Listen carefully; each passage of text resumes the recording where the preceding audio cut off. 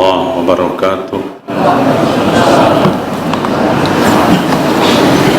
إن الحمد لله نحمده ونستعينه ونستغفره ونعوذ بالله من شرور أنفسنا وسيئات أعمالنا. من يهده الله فلا مضل له ومن يضلل فلا هادي له. أشهد أن لا إله إلا الله وحده لا شريك له وأشهد أن محمدا عبده ورسوله لا نبي بعده. يا أيها الذين آمنوا اتقوا الله حق تقاته ولا تموتن إلا وأنتم مسلمون. يا أيها الناس اتقوا ربكم الذي خلقكم من نفس واحدة وخلق منها زوجها وبث منهما رجالا كثيرا ونساء واتقوا الله الذي تساءلون به والأرحام إن الله كان عليكم رقيبا. فإن أصدق الحديث كتاب الله وخير الهدى هدى محمد صلى الله عليه وسلم وشر الأمور محدثاتها وكل محدثات بدعة وكل بدعة ضلالة وكل ضلالة في النار. Mari kita bersyukur kepada Allah Subhanahu wa taala pada malam ini malam Ahad tanggal 22 Jumadil Awal 1443 Hijriah bertepatan dengan tanggal 25 Desember 2021. Alhamdulillah kita sehat walafiat. Kita dapat berkumpul bersama kembali di Masjid Al-Furqan ini melaksanakan salat maghrib berjamaah, insyaallah melaksanakan salat isya berjamaah. Kita berdoa kepada Allah, mudah-mudahan Allah menerima segala amal ibadah kita. Mudah-mudahan Allah mengampuni segala kesalahan dan dosa-dosa kita. Jamaah sekalian rahimakumullah, qalbun salim, hati yang damai, hati yang bersih, hati yang jernih, hati yang selamat. Kalimat itu 2 kali dalam Al-Quran Allah sebutkan. Yang pertama di dalam surah As-Saffat 84, Ijja'ahu rabbahu biqalbin salim. Pada saat nanti Nabi Ibrahim datang kepada Tuhannya biqalbin salim, dengan hati yang damai, hati yang bersih.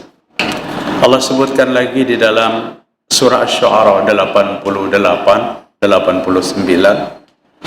Yauma la yanfa'u malu wala banun illa man atallaha biqalbin salim. Pada hari itu tidak bermanfaat lagi harta dan anak kecuali orang yang datang kepada Allah dengan hati yang damai dan hati yang bersih. Jemaah sekalian rahimakumullah, maka tema kita malam ini adalah qalbun salim. Seperti apa orang yang memiliki hati yang bersih itu? Seperti apa orang yang memiliki hati yang baik itu? Orang yang akan Allah terima apabila menghadap kepada Allah dengan membawa kebaikan hati. Para jemaah sekalian rahimakumullah, Imam Al-Qurtubi dalam tafsir beliau tentang qalbun salim, beliau menyebutkan qalbun salim adalah mukhlisun minasyirki wasyakki. Yang namanya qalbun salim itu bersih daripada syirik dan jauh daripada keraguan-raguan.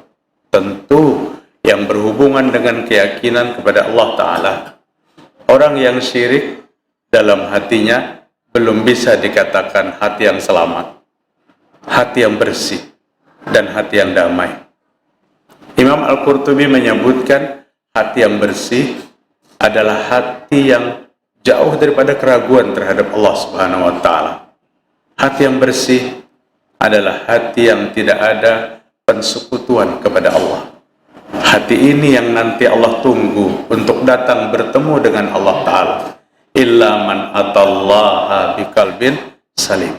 Kecuali orang yang datang kepada Allah dengan hati yang selamat. Para jamaah sekalian rahimakumullah, Ummi Salamah dalam sebuah hadis beliau diriwayatkan Imam At-Tirmizi, Anas bin Malik dalam sebuah hadis Nabi sallallahu alaihi wasallam yang disahihkan oleh Sahih Al-Jami', redaksinya sama dari orang dekat Rasul ini. Ummi Salamah adalah istri Nabi Muhammad sallallahu alaihi wasallam. Anas bin Malik adalah seorang pemuda yang hidup 10 tahun berkumpul dengan Nabi. Pada waktu Anas berumur 10 tahun, diserahkan oleh ibunya Ummu Sulaim karena Anas ditinggal oleh bapaknya. Ummu Sulaim masuk Islam dengan anaknya, suaminya tidak masuk Islam, sehingga dia berpisah. Pada saat Nabi datang ke Madinah, orang memberikan hadiah macam-macam kepada Nabi sallallahu alaihi wasallam dan rombongan. Ummu Sulaim datang dengan seorang anak laki-laki. Ya Rasul, saya tidak bisa memberikan apapun kepadamu, tapi saya serahkan ini anak laki-lakiku yang bernama Anas bin Malik. Sejak itu Anas bersama Rasul SAW. Sampai Nabi wafat, Anas bin Malik itu baru berusia 20 tahun. Jamaah sekalian rahimakumullah, Anas banyak juga meriwayatkan hadis yang berhubungan dengan kepribadian Rasul sallallahu alaihi wasallam. Sehingga Anas berkata, karena aksaru du'ain Nabi sallallahu alaihi wasallam. Ummu Salamah juga berkata, doa yang paling banyak dibaca oleh Nabi pada setiap hari, setiap kesempatan, apa doa itu? Ya muqallibal qulub, tsabbit qalbi ala dinika. Wahai Allah yang membolak-balikkan hati, tetapkan hatiku atas agama Allah Ta'ala.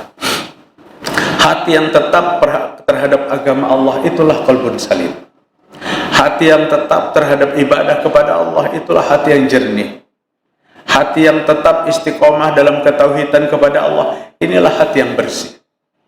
Hati ini yang digambarkan oleh Allah dalam 2 ayat dalam Al-Quran. Pada saat nanti datang kepada Allah dengan hati yang bersih. Jamaah sekalian rahimakumullah, Abdullah bin Umar radhiyallahu anhuma, bismillah. Kedua-duanya sahabat Nabi. Abdullah anaknya, Umar bin Khattab ayahnya. Anak yang lebih dulu masuk Islam daripada ayahnya. Abdullah lebih dulu masuk Islam daripada Umar bin Khattab. Keduanya periwayat hadis, keduanya dekat dengan Rasul sallallahu alaihi wasallam. Abdullah bin Umar berkata, qila li Rasulillah sallallahu alaihi wasallam. Satu hari Nabi ditanya oleh seseorang, oleh salah seorang sahabat, ayyun nasul afdal? Ayyun nasu afdal? Ya Rasulullah, manusia yang paling utama itu seperti apa? Di antara manusia kedudukannya sama. Ada yang utama di sisi Allah Ta'ala, ada yang mulia kedudukannya di sisi Allah Ta'ala. Siapa di antara manusia yang utama itu, wahai Rasul? Laki-laki itu bertanya kepada Nabi Muhammad SAW. Maka Nabi menjawab, kullu maqmumil qalbi saduqul lisan. Manusia yang utama di sisi Allah adalah orang yang bersih hatinya dan bagus perkataannya. Hati bersih, ucapan bersih. Memang ucapan bersih itu lahir daripada hati yang bersih. Ucapan kasar, sumpah serapah keluar, memang hatinya kotor, lahir dari hati yang kotor. Nabi SAW menjelaskan pada saat ditanya, manusia yang paling utama itu siapa? Kullu maqmumil qalb, hati yang bersih, yang memiliki hati yang bersih. Saduqul lisan, jujur dalam segala ucapan. Para jamaah sekalian rahimakumullah, sahabat berkata, qalu, banyak ini sahabatnya, qalu, mereka sahabat berkata, saduqul lisan na'rifuh. Wahai Rasul, orang yang bagus perkataannya, jujur ucapannya itu kami mengerti. Kami tahu. Kami bisa membaca kayak apa orang yang ucapannya bagus, ucapannya jujur. Pama mahmumil qalbi. Tapi kami belum mengerti siapa yang dikatakan bersih hati. Orang yang bersih hati itu seperti apa? Coba teknisnya.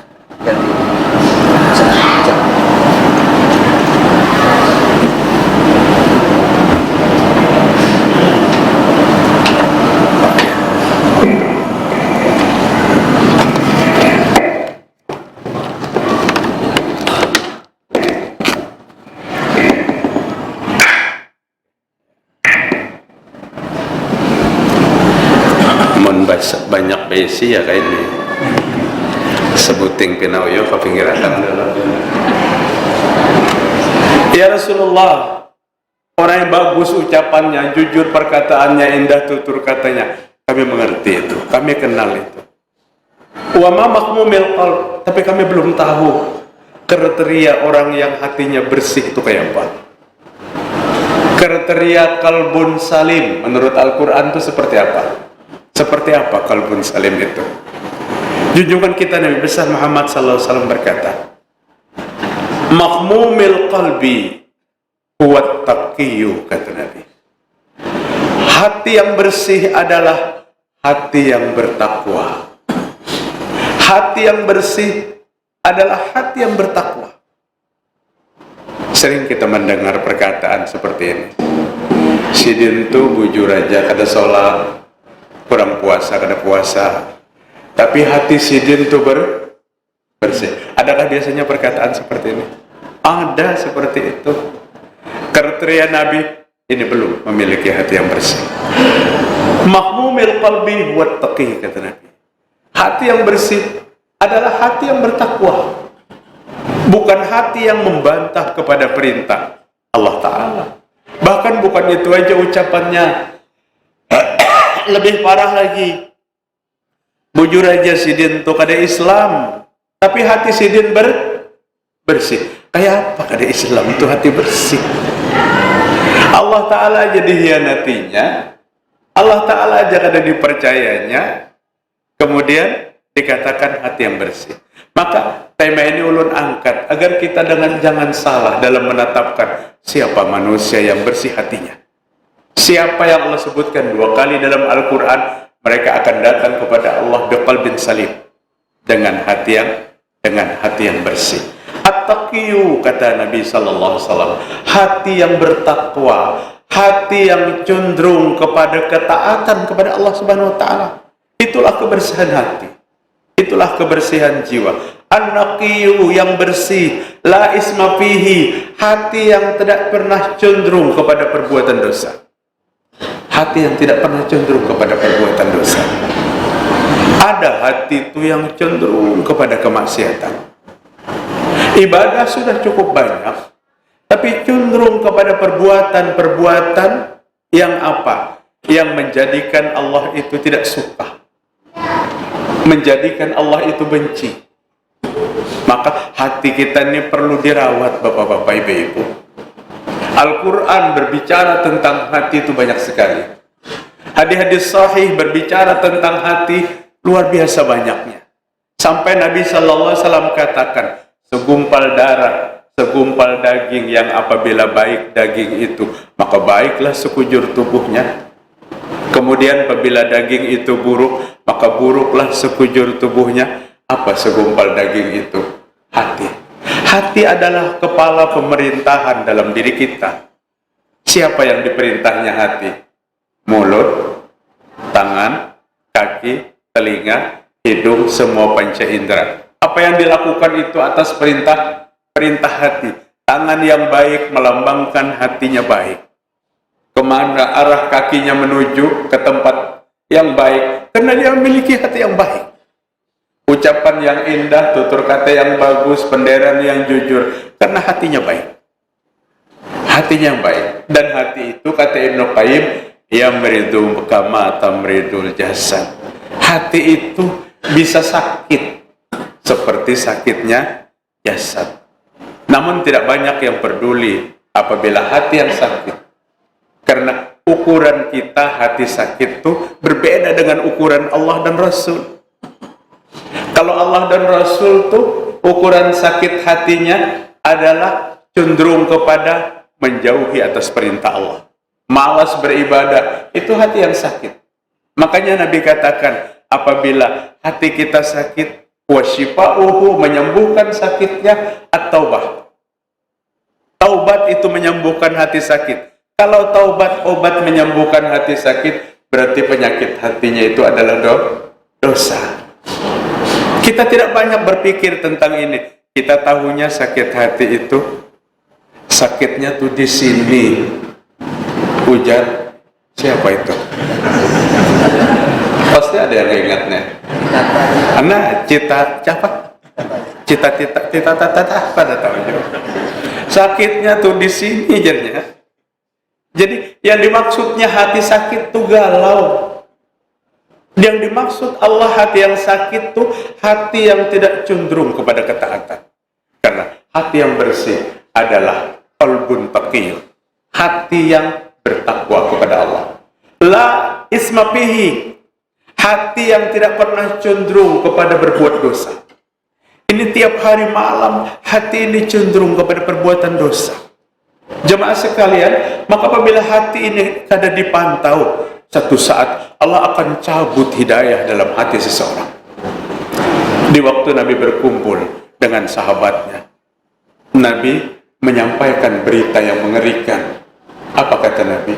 Di antara kalian yang hadir ini, nanti ada yang gigi gerahamnya lebih besar daripada gunung Uhud di neraka. Nabi berbicara dengan orang kafir? Tidak. Nabi berbicara dengan Yahudi Nasrani? Tidak. Nabi berbicara di hadapan sahabat, orang yang waktu itu terjamin kebaikannya. Tapi kata Nabi, nanti ada di antara kalian, yang gigi gerahamnya lebih besar daripada gunung Uhud di neraka. Gelisah semua yang hadir. Satu persatu, seiring dengan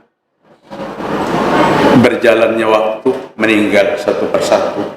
Sahabat yang tadi ada itu, ada yang meninggalnya dalam syahid, dalam sebuah peperangan. Ada yang meninggalnya di tempat tidur kayak biasa. Sehingga sedihnya hatiku, kata Abu Hurairah, yang tertinggal waktu itu aku dengan Rajal bin Unfuwah. Rajal bin Unfuwah, sahabat Nabi yang hafiz Al-Quran, yang tiap malam salat malam. Abu Hurairah, sahabat Nabi yang ahlul hadis, meriwayatkan terbanyak di kalangan sahabat adalah Abu Hurairah. Kedua-duanya tidak perlu diragukan keimanannya. Tapi Allah berbicara lain, Allah menentukan lain. Ada di antara yang berdua ini satu kekeliruan yang tidak pernah dijauhinya dalam kehidupannya. Wafat Rasul pada tahun ke-11 Hijriah, tampuk kepemimpinan khalifah jatuh kepada Khalifah Abu Bakar As-Siddiq radhiyallahu anhu. Terdengar oleh khalifah ada seorang laki-laki yang mengaku nabi yang terakhir, dan dia sudah mempengaruhi sahabat ini cukup banyak. Sahabat satu persatu murtad membaiatnya. Namanya Musailamah. Musailamah hidup sejak zaman Nabi, tapi Musailamah mulai menobatkan dirinya sebagai nabi yang terakhir setelah Rasul wafat. Setan apa yang merasuki mereka itu sehingga mereka membaiat? Tidak tanggung-tanggung, sekian ribu sahabat sudah murtad. Abu Bakar sebagai khalifah waktu itu gelisah luar biasa. Kemudian Abu Bakar menunjuk Rajal bin Unfuwah dengan beberapa sahabat untuk datang ke Yamamah, mau menarik kembali sahabat-sahabat yang membaiat Musailamah Al-Kadzab itu agar dia tinggalkan kemurtadan. Yang diutus ini tidak tanggung-tanggung, mereka yang hafiz Quran, mereka yang luar biasa. Mereka berangkat menuju sahabatnya yang sudah murtad itu, para jemaah sekalian. Sampai ke sana, jangan pun mereka mendakwahi mengembalikan yang sudah murtad untuk kembali kepada Islam. Justru Rajal bin Unfuwah ikut membaiat Musailamah Al-Kadzab sebagai nabi yang palsu itu. Berita ini didengar oleh Abu Bakar. As-Siddiq radhiyallahu anhu.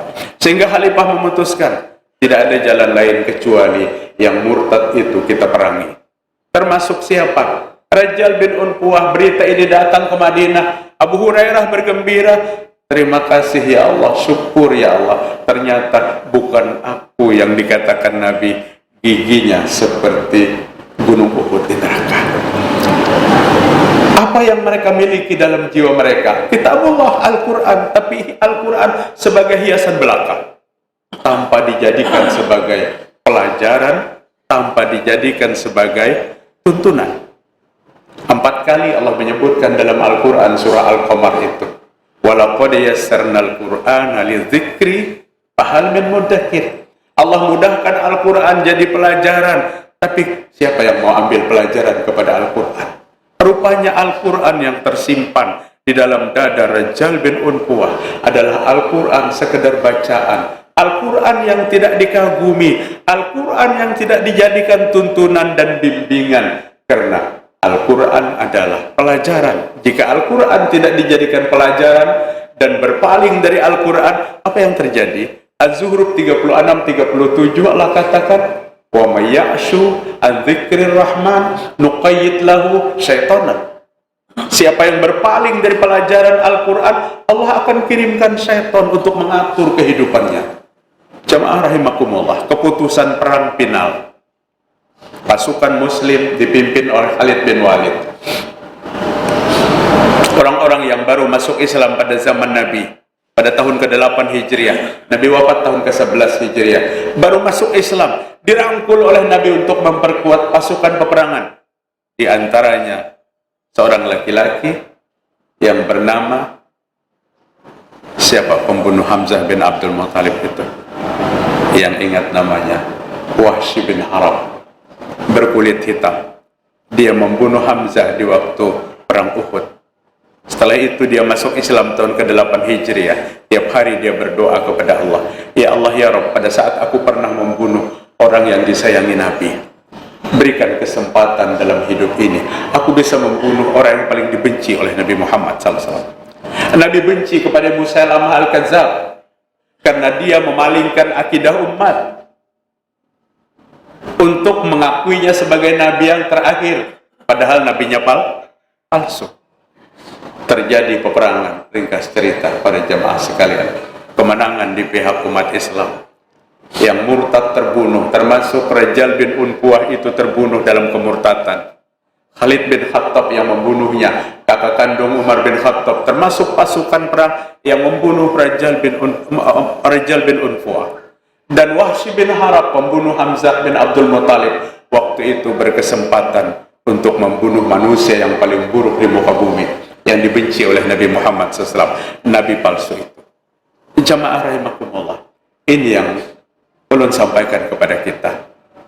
Patut sekali untuk kita waspadai hati kita. Kita pantau hati kita setiap hari. Keburukan kehidupan karena buruknya hati, keburukan ucapan, keburukan tangan karena buruknya hati. Maka hati kita pantau. Bagaimana kita kadang memantau hati? Nabi tiap hari berdoa, ya Allah yang membolak-balikkan hati, tetapkan hati ini atas agamamu. Orang yang terbaik di muka bumi ini tetap khawatir hatinya meninggalkan Allah Subhanahu wa Ta'ala, dan Nabi minta agar Allah menetapkannya. Jemaah sekalian rahimakumullah, maka kita menemukan di sini seperti apa orang yang memiliki hati yang bersih itu. Seperti apa orang yang memiliki kalbun salim itu. Kalbun salim adalah hati yang bertakwa, hati yang tidak cenderung kepada perbuatan dosa, hati yang tidak ada kezaliman, wala baghya. Kalau dalam hatinya terpikir bagaimana menzalimi orang lain, oh ini tidak bersih hatinya. Wala ghillah, hati yang tidak ada dengki. Wala hasada, dan hati yang tidak ada hasad. Para jemaah sekalian rahimakumullah, Iyad bin Himar, sahabat Nabi radhiyallahu anhu, berkata, qala Nabi sallallahu alaihi wasallam, Iyad berkata, Nabi Muhammad SAW bersabda, ahlul jannati thalasah, kata Nabi, Ahli surga itu terbagi kepada 3 golongan. Nanti di surga itu penduduk surga terbagi kepada 3 golongan. Siapa 3 golongan itu? Yang pertama, dzu sultanin muqsitun mutasaddiqun muwaffiqun. Ini ahli surga. Seorang pemimpin, penguasa yang adil, suka berinfak, suka bersedekah. Pemimpinnya senang berinfak, bersedekah, adil dalam mengatur kepemimpinan. Tapi yang diinfakkan dan disedekahkan tuh duitnya seorang. Senang aja pang bersedekah, duit orang juga yang dihamburakan ke sana ke sini. Ini bukan mutasaddiq, bukan muwaffiq. Mutasaddiq, muwaffiq, dia berinfak dari dirinya sendiri, hartanya yang miliknya. Seorang penguasa yang adil dan memberikan santunan kepada yang dikuasainya. Para jamaah sekalian rahimakumullah, ini penghuni surga yang pertama. Penghuni surga yang kedua, rajulun rahimun raqiqul qalbi likulli dzi qurba wa muslim. Luar biasa. Seorang laki-laki yang memiliki hati yang penyayang, hati yang pengasih. Ini pacangan masuk surga. Raqiqul qalb, lembut hatinya. Kepada siapa lembut hatinya? Hati-hati, kalau kita salah, ada yang lembut kepada orang yang berbeda keyakinan, kepada musuh-musuh Islam, tapi bercecelengan sesama muslim. Ini bukan. Raqiqul qalbi, hati yang lembut, likulli dzi qurba, kepada kerabat dekatnya. Siapa kerabat dekatnya? Mulai istrinya, anaknya, mamanya, memarinanya, sepupu sekalinya, sepupu 2 kalinya. Jangan ada perselisihan dengan kerabat dekat. Atau hati yang lembut kepada siapa? Kullu muslim, bagi setiap orang Islam. Hati yang lembut, yang santun kepada sesama. Allah menggambarkan ini di dalam Al-Quran surah Al-Maidah ayat 54. Al-Maidah ayat 54. Allah sebutkan, ya ayyuhalladzina amanu may yartadda minkum an dinihi fayamut fasawfa ya'tillah, maaf, may yartadda minkum an dinihi fasawfa ya'tillahu biqaumin yuhibbuhum wa yuhibbunah. Siapa yang murtad terhadap agamanya, dia tinggalkan agamanya, nanti Allah akan gantikan kaum yang murtad itu dengan satu kaum yang yuhibbuhum wa yuhibbunah. Allah mencintai mereka dan mereka mencintai Allah Ta'ala. Beberapa ulama tafsir menyebutkan kaum yang dicintai oleh Allah dan mencintai Allah ini nanti ada satu rombongan pasukan dari Yaman yang memiliki hati yang lembut. Setelah didakwahi oleh Mu'az bin Jabal dan beberapa sahabat berangkat ke Yaman, mereka datang menemui Rasul, dan orang Yaman itu terkenal orang yang lembut-lembut hatinya. Tidak sedikit hadis berbicara tentang kelembutan orang Yaman. Yaman adalah kelembutan. Faqih ada di Yaman, iman yang kuat ada di Yaman. Itu hadis Rasul sallallahu alaihi wasallam. Sehingga para ulama tafsir, siapa orang yang dicintai Allah dan mencintai Allah itu adalah rombongan dari Yaman, pasukan-pasukan Yaman. Apa di antara kepribadiannya? Azillatin 'alal mu'minin, a'izzatin 'alal kafirin. Berlemah lembut dia kepada sesama, tapi dia tegas kepada orang kafir.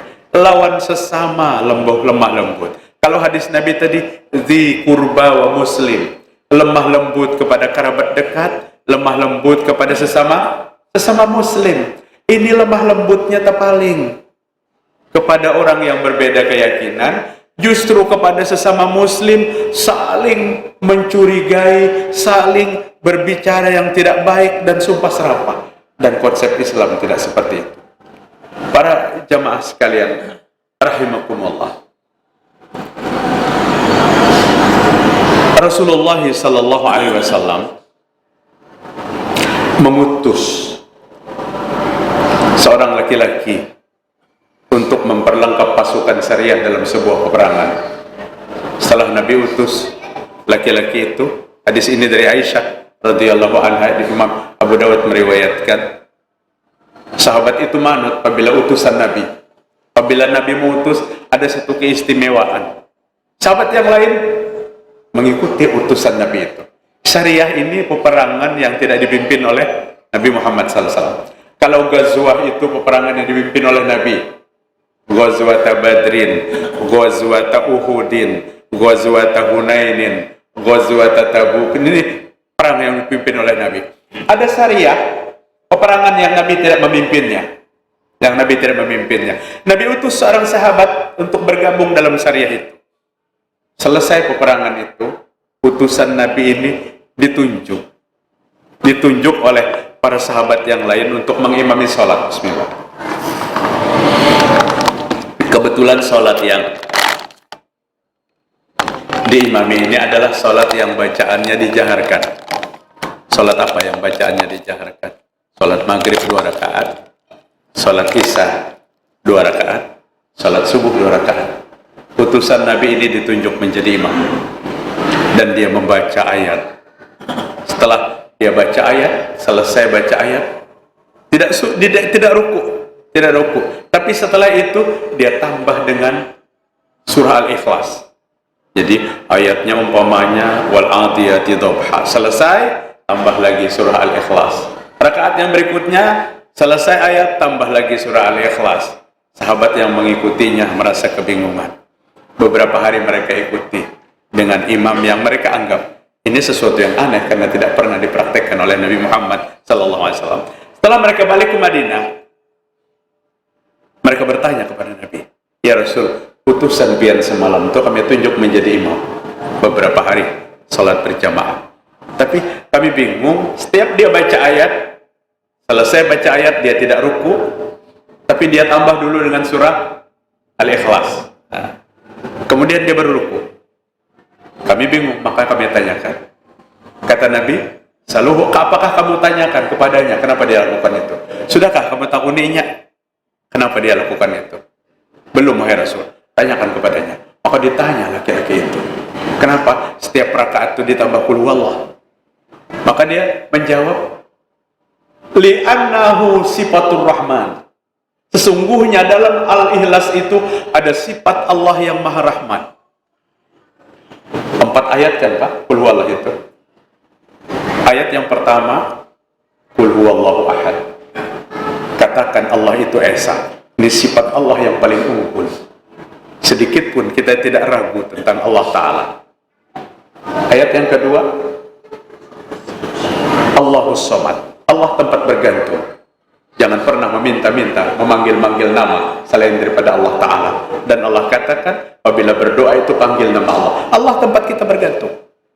Ayat yang ketiga, lam yalid walam yulad. Allah tidak beranak dan Allah tidak diperanakkan. Kalau ada ajakan untuk ikut kepada keyakinan Trinitas, oh tidak, kami memiliki Tuhan yang tidak beranak dan tidak diperanakkan. Walam yakul lahu kufuwan ahad. Dan satu pun tidak pernah ada yang bisa menyamai Allah Ta'ala. Tidak ada sesamaannya. Kata sahabat itu, aku cinta baca qul huwallah ini karena keempat ayat ini membicarakan sifat-sifat Allah yang Maha Rahman. Diceritakan lagi kepada Nabi ceritanya itu, "Ya Rasul, jawabannya seperti ini." Dia senang baca surah Al-Ikhlas. Apa kata Nabi? "Fa'akhbiruhu fa innallaha yuhibbu." Kamu kabarkan lagi kepadanya. Ada apa wahai Rasul? Katakan kepadanya Allah telah mencintainya. Allah telah mencintainya dengan membaca surah Al-Ikhlas itu. Jamaah rahimakumullah. Maksud ulun, Al-Ikhlas ini kita hafal bertahan. Bahkan bukan hafal membaca qul huwallahnya aja, tapi hafal kandungannya. Hafal kandungannya. Cukuplah surah ini menjadi benteng bagi keimanan kita. Cukuplah Al-Ikhlas ini menjadi kekuatan iman kita yang tidak perlu kita luntur dan ikut-ikutan untuk mentoleransikan keimanan yang hari ini terjadi di mana-mana. Mentoleransikan keimanan itu ada sejak dulu ajakannya. Nabi didatangi pemimpin-pemimpin Quraisy, apa tujuannya? Bahurupan agama. Hari ini kami masuk Islam, esok Nabi masuk agama kami, esok masuk Islam, esok masuk agama kami. Itu tawarannya. Dan Nabi tidak menjawab. Allah Ta'ala menurunkan malaikat Jibril membawa satu surah. Surah apa? Surah Al-Kafirun. Qul ya ayyuhal kafirun. Muhammad, katakan kepada orang kafir, la a'budu ma ta'budun. Kami tidak akan menyembah agama yang kamu suka. Wala antum 'abiduna ma a'bud. Dan kamu tidak perlu menyembah agama yang kami sembah. Wala ana 'abidu ma 'abadtum. Dan kami tidak menyembah agama yang kamu sembah. Wala antum 'abiduna ma a'bud. Dan kamu tidak perlu menyembah agama yang kami sembah. Seorang ulama tafsir berkata, jika Qul huwallah ini maha suci Allah Ta'ala, mereka sekedar mengatakan jelasnya surah Al-Kafirun ini. Jika surah Al-Kafirun itu turun 4 ayat, sudah cukup menjadi bahan kekuatan akidah kita dan tidak perlu bertoleransi. Tapi maha suci, karena pernah mencampuri kehendak Allah. Tapi Allah turunkan surah Al-Kafirun itu menjadi berapa? Menjadi 6 ayat. Dan 2 ayat dibolak-balik 2 kali. La a'budu ma ta'budun, wala antum 'abiduna ma a'bud, wala ana 'abidu ma 'abadtum, wala antum 'abiduna ma a'bud. Hanya lakum dinukum. Amun imam pindah kada peringatan, bisa ngaliban menutup. Ngaliban menutup. Kata ulama tafsir, jika 4 ayat saja, qul ya ayyuhal kafirun, la a'budu ma ta'budun, wala antum abiduna ma a'bud, lakum dinukum walidin. Dan dia beristighfar, bukan mencampuri kehendak Allah, tapi sekedar menguatkan. Tidak ada sama sekali toleransi antara agama itu. Allah memerintahkan kepada Nabi kita, katakan nih kepada orang kafir, ayat ini ayat jawaban manakala mereka membawa untuk bertukar keyakinan. Dan Allah buatkan jawabannya kepada Nabi, jawab. Kunci jawabannya pada ayat yang terakhir, lakum dinukum waliyadin. Agamamu, agama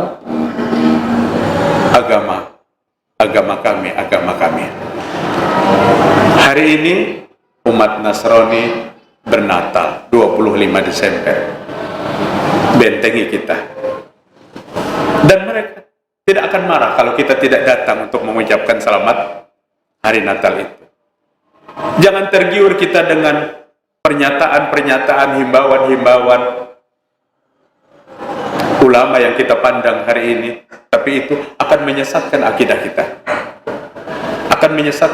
kita. Akidah tidak ada yang perlu ditoleransikan.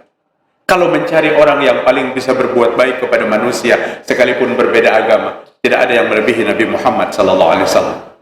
Nabi menyampaikan, man azza zimmiyan faqad azani. Siapa yang menyakiti zimmi sama dengan menyakiti aku. Apa zimmi itu?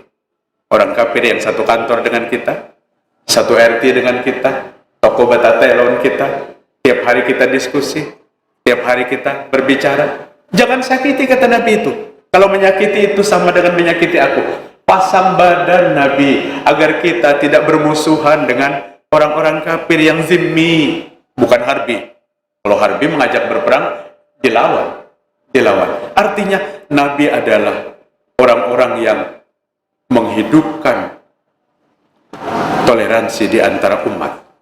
Tapi Nabi memotong keras. Tidak ada toleransi dalam keyakinan. Tidak ada toleransi dalam akidah. Ada yang berkata, boleh aja selamat Natal itu, asal jangan diyakini di hati.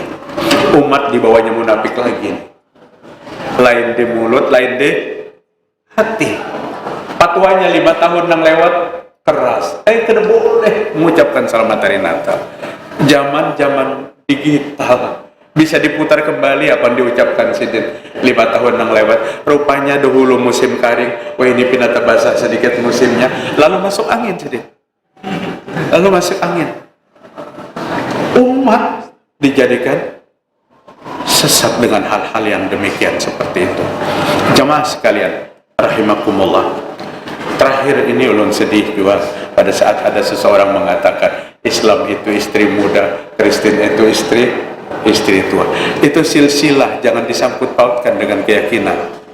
Kalau kita mengatakan seperti itu, seolah-olah kita mengatakan Islam itu rendah. Al-Islam ya'lu wala yu'la alaih. Islam itu tinggi dan tidak ada yang lebih tinggi daripada Islam.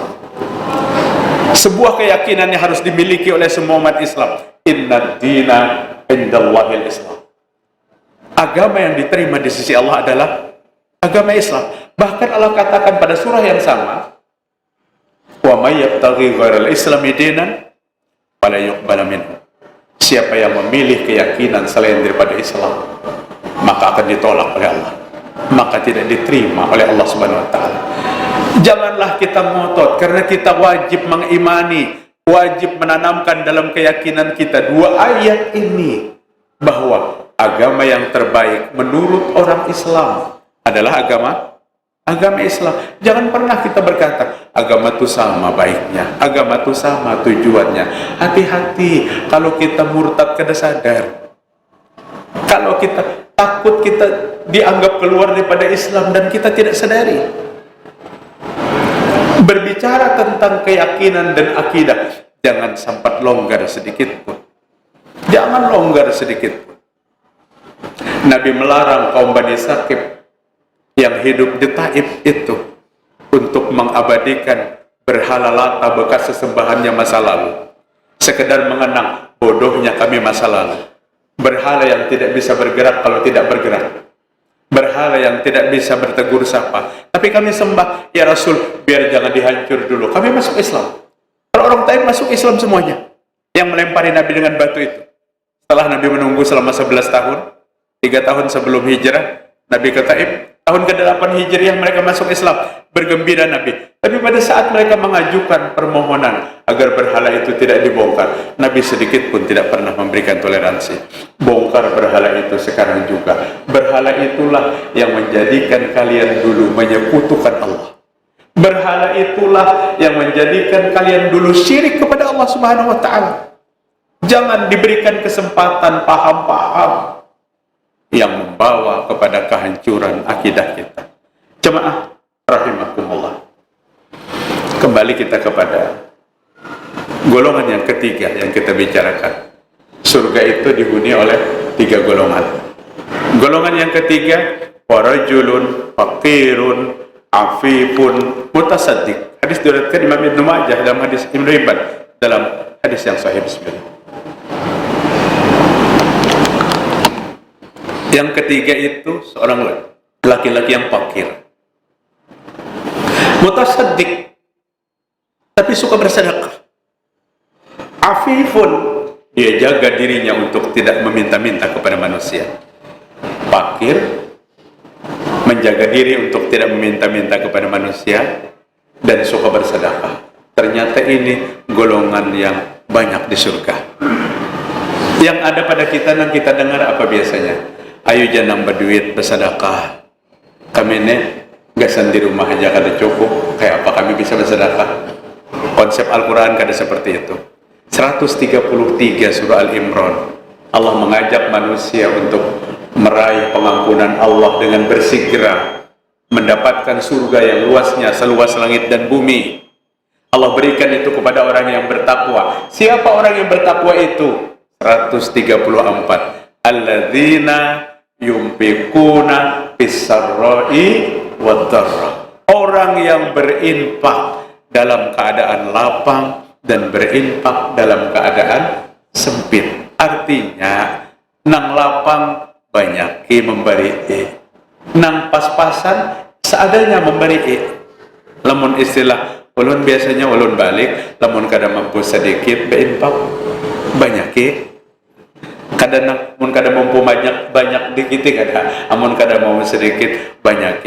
Hari ini titipan-titipan kilat kita untuk menjadikan investasi di akhirat ada di mana-mana. Masjid Al-Furqan butuh bantuan kita. Kita balik stigma masa lalu. Harta itu kada kau jual dibawa mati. Mulai hari ini kita berpikir harta itu harus dibawa mati. Harta itu harus dibawa mati. Tapi kada dimasukkan ke dalam kubur, kada titipkan kawadah Pak Haji Iul. Ini Pak Haji Iul 25 juta gasan Al-Furqan. Ini harta dibawa mati namanya. Di mana-mana hari ini butuh uluran tangan umat Islam. Dan saking tingginya nilai sebuah infak dan sedekah, sebiji kurma mampu memadamkan api neraka. Ittaqun nar walau bisyikki tamrah. Imam Bukhari meriwayatkan, takutlah dengan neraka sekalipun hanya berinfak sebiji kurma. Lamun nang baduit 1 ton kurma mampu dia berinfak. Tapi nang kada baduit ini jangan menggerutu. Kami kada kau berinfak, kami pas-pasan. Ukuran sebiji kurma tu kahwa kita seberataan. Artinya ada andil, ada bagian di antara kita untuk bisa menyerahkan titipan Allah kepada kita dan menjadikan orang yang Allah jadikan penghuni surganya Allah Subhanahu wa taala. Ulun simpulkan Pak apa yang kita bicarakan.